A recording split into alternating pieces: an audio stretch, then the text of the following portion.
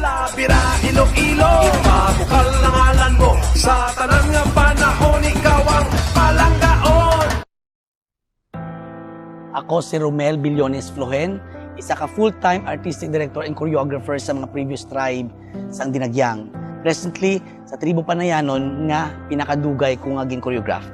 Isa ako ka freelance artist, specifically sa festival industry. At the age of 55, I still able to choreograph sa isa ka tribo sa Dinagyang. Tungod man sa kooperasyon sa tarang choreographer sa Dinagyang Festival nga naghugpong kami.